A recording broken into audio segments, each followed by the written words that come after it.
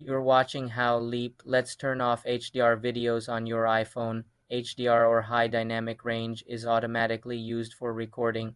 You cannot disable it during recording in the default camera app. However, you can convert HDR videos to standard dynamic range after recording to make them easier to share. Go to Settings, then Camera. Tap Record Video at the bottom. Enable the option HDR Video. Wait to turn it off. You actually tap the toggle to make it white.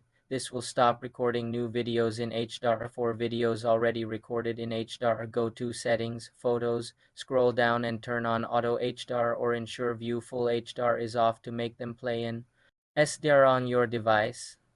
To share an HDR video without HDR, you may need to edit it in an app like iMovie and export it without HDR data. For more simple computer tutorials, subscribe to the channel.